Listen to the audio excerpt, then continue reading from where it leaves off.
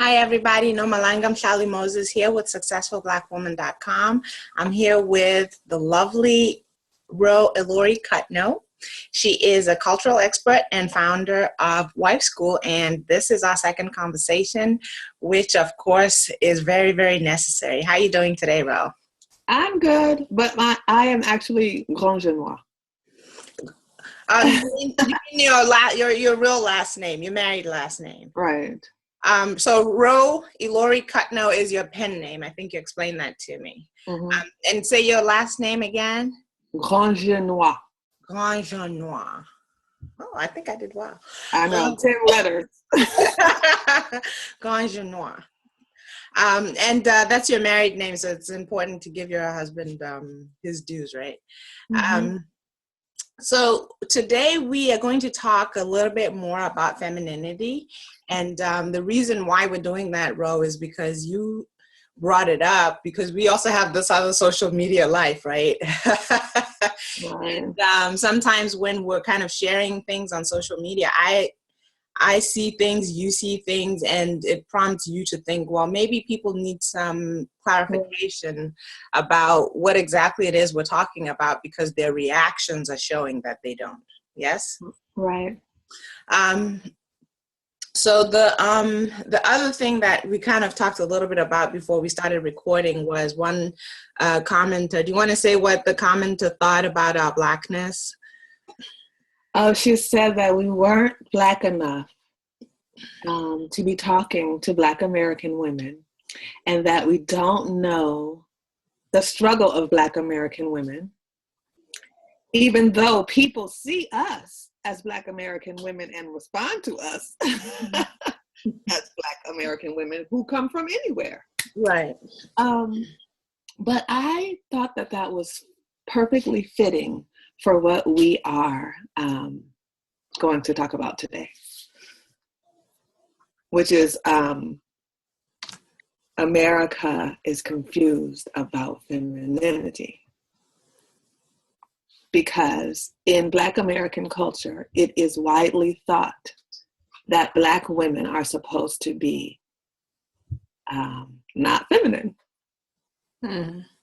So you and I are can easily be thought of as not Black enough if we're not rough enough.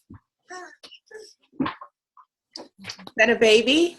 Yeah, of course. I forgot at the beginning to say our disclaimer that on our videos, there may be babies. She has to always say hi, Gracie Boo. Hi. Adorable. Say hi. She's going through the same stages as mine. The teeth, the teeth, the little teeth. I know. Yes. Say hi, Grace. You want to say hi? Hi. Oh, yay! Okay, now say bye-bye. Bye. Bye-bye. Good. Well, she understands the difference between hi and bye. Right. But I just hope she actually goes bye-bye. Go on, Grace. Go on. Go to Ayo. That's why we have older sisters, right? Right. Go on. Older siblings. Go on. Okay. So, femininity and softness. Can you help me understand how is it that I guess you're kind of saying that they think we're not Black enough, and it was directed at specifically at me and specifically at you, that different. Not have the right to talk to Black women in America because you don't understand the experience of a Black woman in America.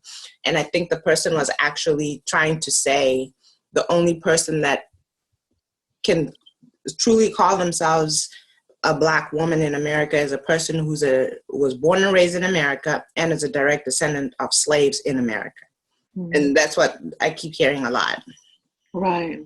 Except nobody who's racist against us in America knows where we're from. No. Okay. But anyways, it's also a feeling that we cannot identify because we're not rough enough. Right. Or that we are trying that we identify more with being white because we are softer.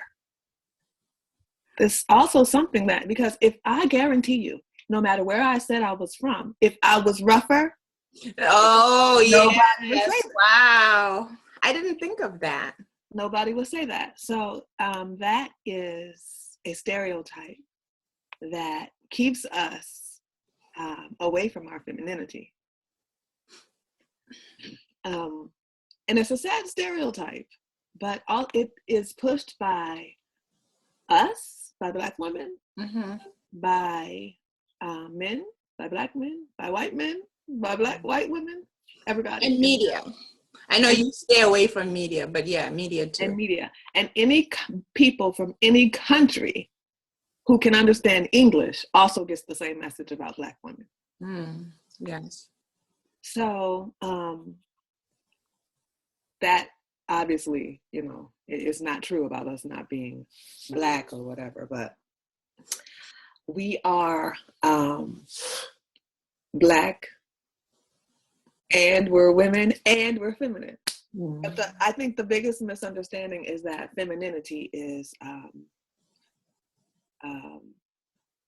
people don't know what femininity is. When I first started this journey, just the part where I was explaining things to people on social media, it was about 2.5 years ago, and I started to refer to femininity, and it seems almost nobody knew what I was talking about.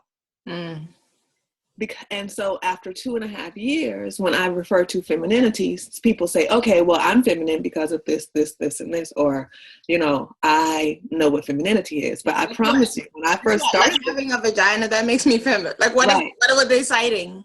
They were saying stuff like, no, it wouldn't even get to argument stage because people were so confused. Oh, I'm saying when somebody says I'm feminine because of this, this, this, what is it? They do that now. Oh, 2 years ago, right? 2 years ago, people were saying, "What do you mean femininity?" Oh, gotcha. Okay. Nobody was talking about femininity since the 50s in America. And so we have been all of these decades having our femininity erased and having certain feminine men try to mock femininity. And that's what we think is okay. And that's what we think is normal. And that has become our culture. Right. Okay. We have an idea that white women are more feminine than Black women. But white women have nicer tone voices, but at the core are not more feminine. Or they have more feminine sounding voices. Right. They have more feminine sounding voices, but at the core, Black women, in my opinion, and based on what I know femininity to be, Black women are more naturally feminine on the inside. You're the ones who nurtured America, breastfed all the kids. Right. Right. That was us. Right. So it's us who are comfortable with our position in the home. We didn't fight for feminism. It wasn't our initial fight to be feminine and to go against our husbands when we just wanted to be with our husbands. Right. So this whole thing is, it's not at the core of Black women. It is at the surface of Black women. And honestly, Black women seem to be very well versed at what they have learned from TV. It seems like most people's opinions is not something that they learn from watching closely human in-person interaction. Right. And could that be because some people just don't have necessarily real life people that they know or that they've seen with certain experiences? In other words, some people have limited experiences. Yeah, and some people spend their entire life or their entire adult life working, sleeping, recovering, working, eating, sleeping, recovering. So there's not a lot of human interaction where you can just have time to just where you can just have time to just watch human interaction in person. Even watch yourself. Right. But also we have a culture where everybody's mimicking TV. And we love to believe that TV is mirroring our human behavior. But the truth is, after so many decades of TV, that's not happening anymore. TV is telling us how to behave, and we're mirroring that. Yes.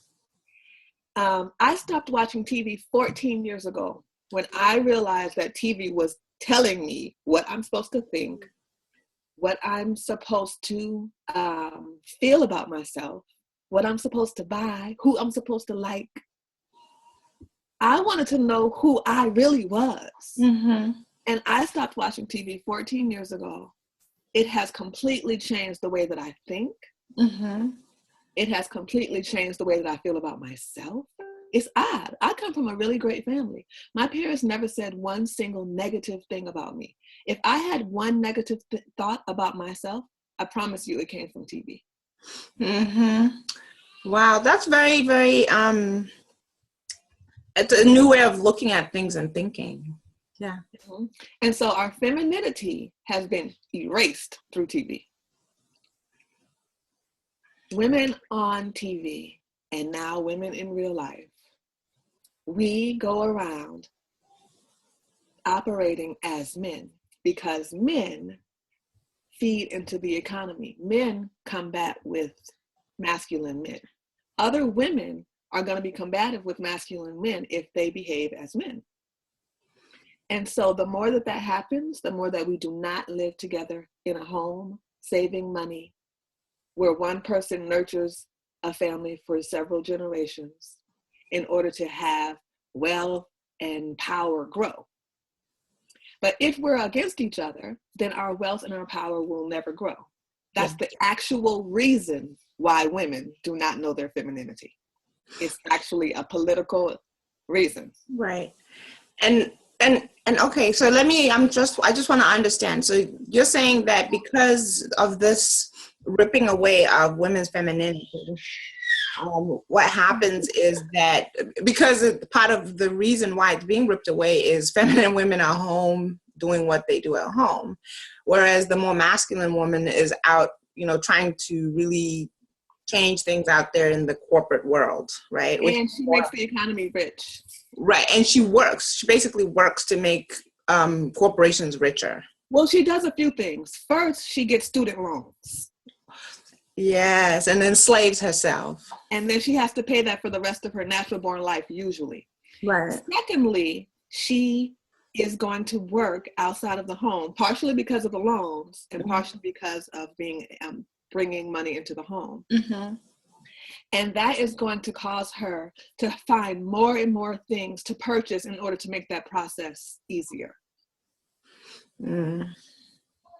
Right. The more she does that, the more stressed out she will become. The more stressed out a woman becomes, the more she moves away from her femininity. And the more masculine she becomes, the more she moves away from meshing in a harmonious way with a masculine man. Wow.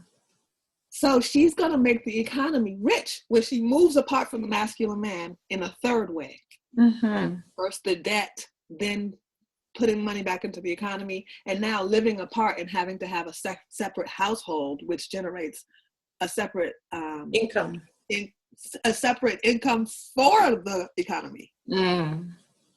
So this is a design that works because our system needs women, and especially Black women. Mm. We're 13%. We have always been about 13% in modern times. And we are this rate because 13% will never take over in power, but we can keep the country rich, especially if our men are in prison, keeping the country rich. Right. They keep the country rich by working for more free and sometimes cheaper than hiring somebody from China. Wow. So our femininity is against our economy, but our femininity is also our tool to be familyists instead of feminists. Yeah. I've referred to myself as that before, a familyist. Right. Right. So I'm sorry. Go ahead. I was gonna say, I was just thinking when you're talking about the women becoming more masculine, what happens to the men? Well, a few things happen to men because, okay, so if it's the first time that this is happening to a man, if it's the first generation where this is happening to him and he wasn't raised like that, then he's going to respond in a way that's going to push him away. Right. Because masculine men need to be needed. They respond to being needed. They don't respond to being wanted. So if you need a masculine man, it's because you are in your vulnerable femininity. Mm. And a lot of people don't understand that vulnerability is femininity. Right. Yeah. You have to be open to the possibility of something being wrong, going wrong, in as safe as a possible way, but in a healthy way. And then that creates a situation where you need your husband. Your softness is his weakness. It makes him strong. Mm. And his strength is built up more and more the more that you are weak in comparison to him. So it's like a yin and yang symbol. Right. And that need forces him to continue to become a greater and greater man. And as far as men are concerned, masculinity is based in the instinct to protect and provide. Mm-hmm. So contrary to the English term, because don't look at the English term. But if a man is in that place and he is being pushed to protect and provide more and more because his wife needs him. This doesn't work for girlfriends because girlfriends are a want. Girlfriends go in the want zone. They haven't created the need situation. If a wife needs him, the man has an actual testosterone surge that causes him to become greater and greater in his masculinity. But if the woman is doing the opposite thing, she either pushes him away if he's an adult. And if that's a child, as in a woman's son, she will cause him to not grow in his masculinity. It will become stunted. Can you there's so many things already that I want to ask. I want to talk a little bit, you can come back to it, about vulnerability and what it means for women who don't have any experience of safety, whether it's in their own life, and for generations have not seen women in safe situations. That's the first thing. Then you also said that, you know, if she does the opposite thing, and because you're so well educated in femininity, you know what that is, but you know what it means. Like, what does a feminine woman do when she gets up in the morning? What does she do all day? You know what it is, but not everybody knows that, because our experience, because I've had that experience, is usually you're hustling every single day. Like, you're chasing your day. I've had that experience where I'm chasing my day. From the time I get up, it's a mad rush all the way until I go to bed. And you just do that over and over and over and over and over. So when you say she's doing the opposite, I think it's not really clear what exactly that is. Okay, well, the first thing to be clear about is that femininity is a softness. Mm-hmm. And it's an ease. If you have stress involved throughout your body, you're not in your feminine energy. Mm. Your husband is put on earth biologically to take your stress, to save you from it, You have to come from a place where you can believe that in order to let that happen. Mm-hmm. Or you have to train yourself to believe that so that you can let that happen. Right. You need to be able to fall back, to be able to enjoy your emotions, to be able to relax. And beautiful things happen when you're able to be in a space like that. That's your feminine space. That's your feminine energy. Beautiful things happen. You are able to come up with lots of creative ways and internal ways to live and to enjoy and to nurture everyone around you based on internal power. Mm-hmm. Femininity is an internal power, but masculinity is an external power. The more that we try to have power in an external way, the more that we are ruining our feminine power. Mm. So it looks like waking up when you feel like it, laughing when something is funny, crying or being sad instead of becoming angry. That's a very big lesson. When something hurts you. Mm-hmm. To be sad instead of mad. Mm. Because anger is just a mask that women wear when they're sad. Women and men don't even become angry for the same reasons. But your femininity is your softness, and you use that softness in order to, in a very powerful way, nurture everyone around you, including yourself. Mm. You deserve that softness too. There are a lot of men who don't understand what femininity is, mostly American men. And when we talk about women staying home and enjoying their lives and enjoying their femininity, they're like, I want to know what you're going to be doing. I need a list. I don't need because now the word lazy comes up, doesn't it? The word lazy comes up because they misunderstand. If you are allowed to be feminine, that means you're allowed to enjoy your life in a feminine flow, not to be on a time schedule, not to have certain things that you must do at a certain time, for a certain, with a deadline and all of these things that are associated with how we work as men. Right, which is very brutal. So it's very brutal, but we have the natural instinct to enjoy our femininity if we just let it happen. Right. So you can practice it like the piano. You just start feeling your emotions. When stress comes, you give it to somebody else. If you're at work and, people are used to watching you have stress and dealing with it, you can just start passing it along. They get the hint when your voice changes. Mm. They may think, oh, she's going through something, maybe like a spiritual, some type of spiritual uplifting or cleansing. On the verge of a meltdown. Right, but think about it. Think about how many women are allowed to be like this without question. Which do those women look like? And where do they come from? Ro, the thing is, when you say that, I can think of women like that. But as it's always pointed out to me, I do have, I am from another culture. Right. So when for instance, we tend to go home every year. And by home, I mean back to Botswana, to my mother's house.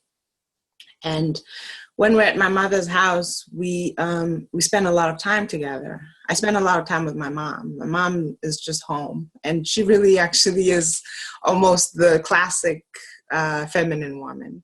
Right. But anyway, she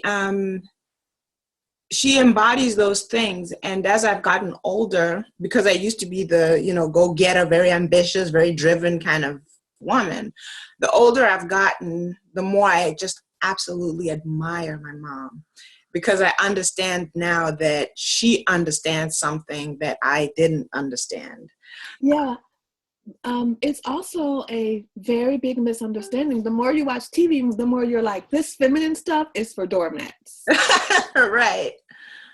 And that is a huge misunderstanding, because the main thing you have to understand about the nature of a man is that every man from the moment he's a boy dreams for the day that he can please his wife. Yeah, yes.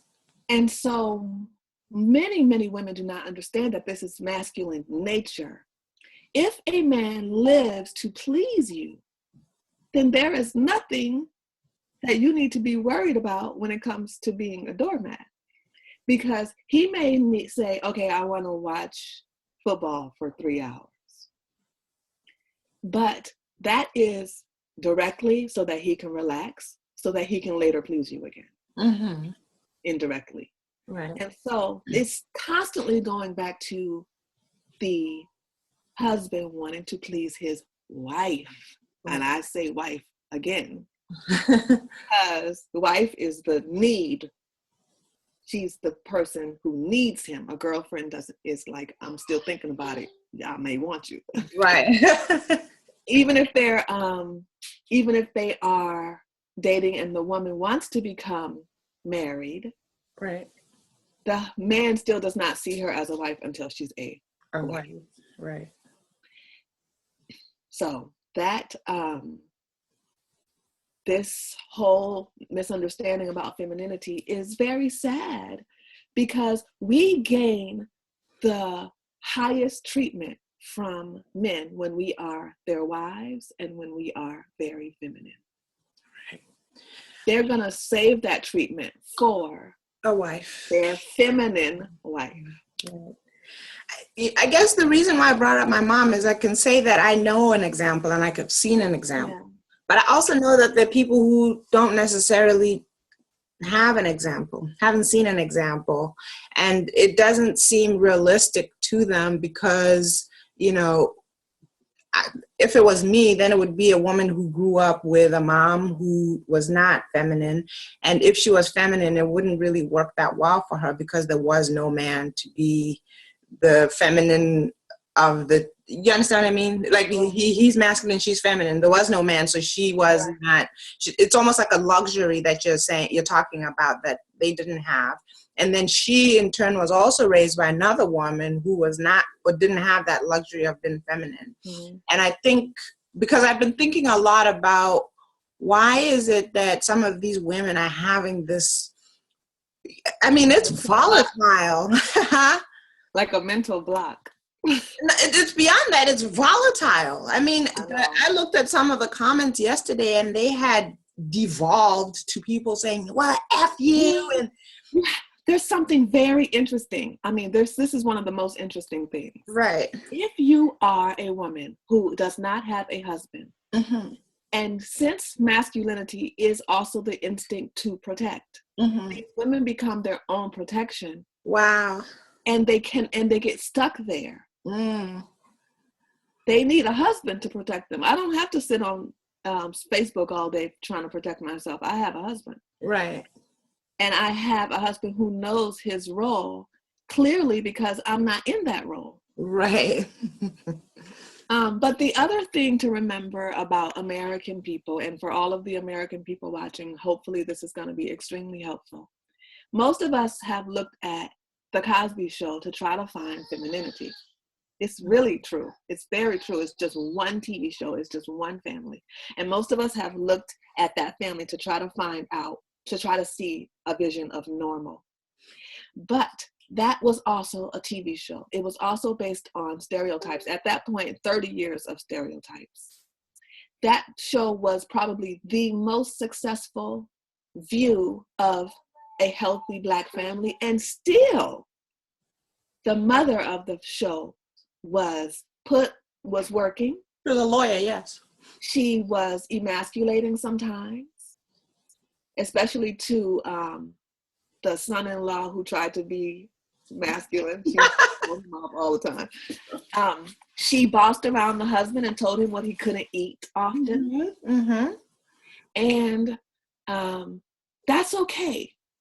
Because you and I are here, and if I have to be the example, I'll be the example. You will never see me bossing my husband around. I don't tell a man what to do, not because they're better than me. Okay? No man is better than me. Right. I don't tell men what to do. I don't say, get me the remote, put this there, pick that up for me. I will never utter those words. It's not feminine and it's not nurturing.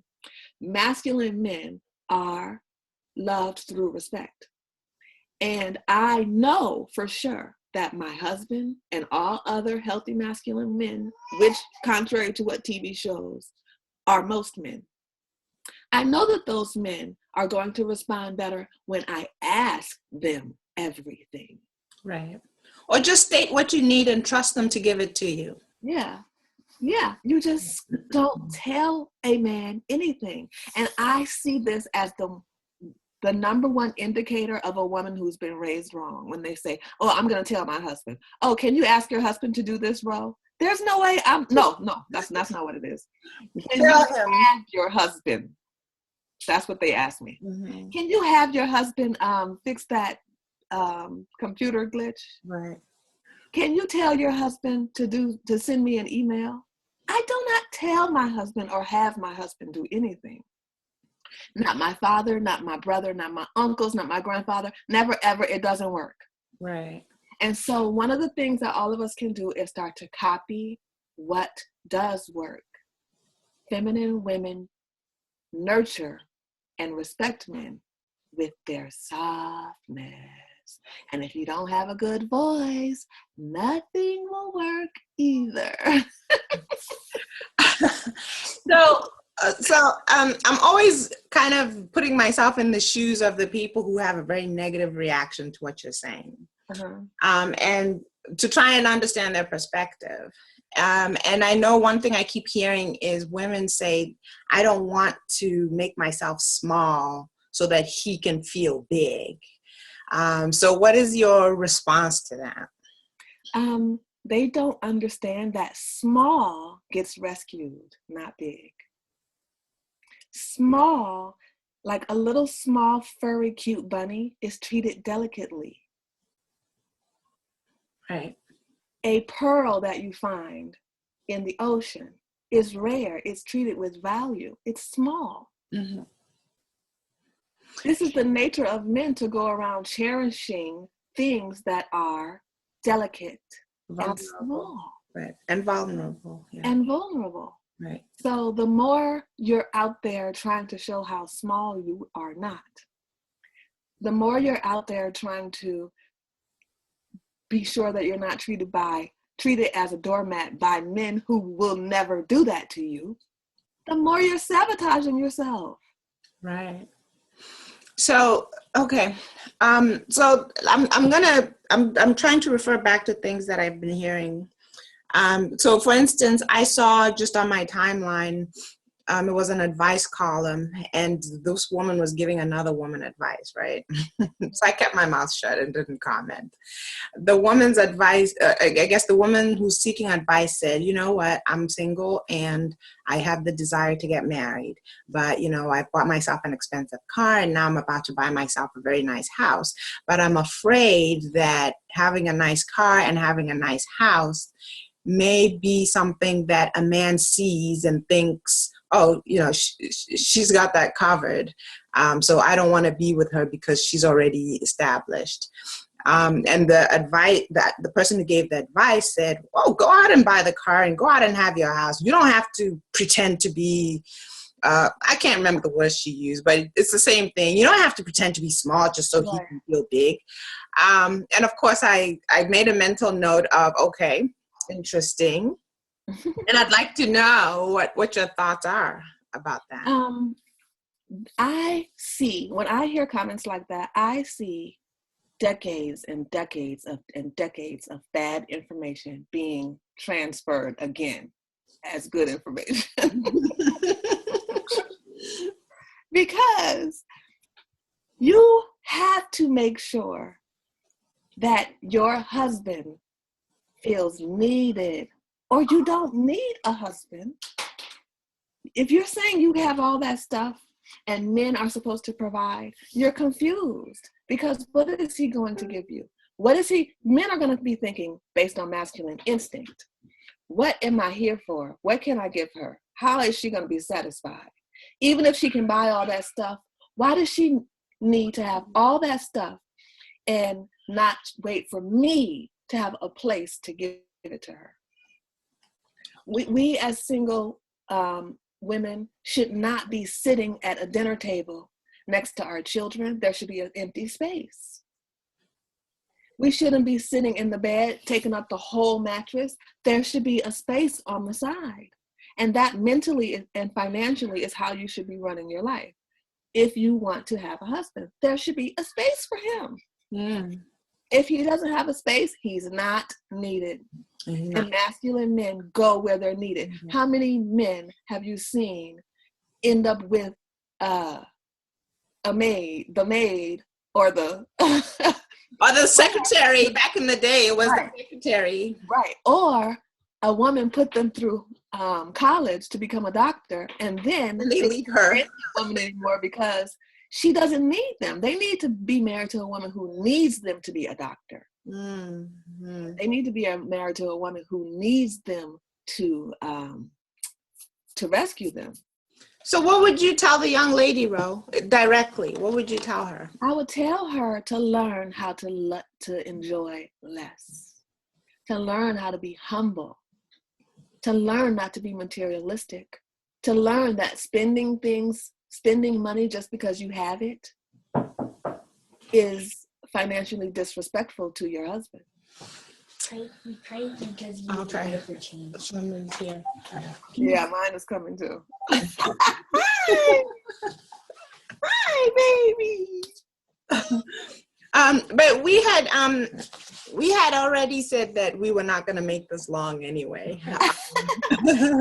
So this guy's giving us a notice. Hi.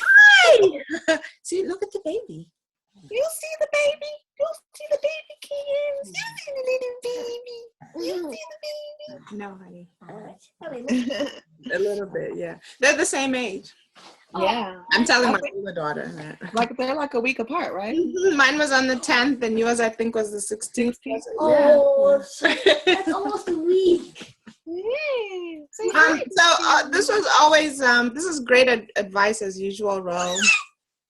And of course we're gonna do this again, correct? And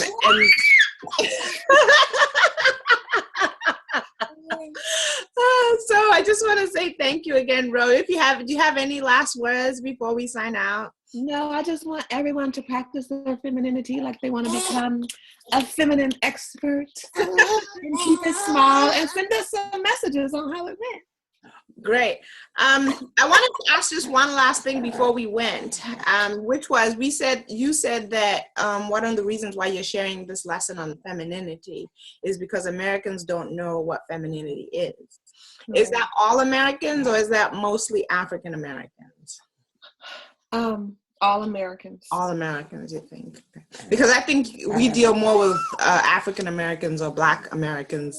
So sometimes it's not clear if it's just us or if it's a broader perspective. Yeah, it's all of us. It's all of us, yeah. You know, it's like we have two cultures in America. We have American culture and then Black people have another culture, but it's like a subculture. We're like reflecting a lot of times off of the white culture. Right. And some, yeah.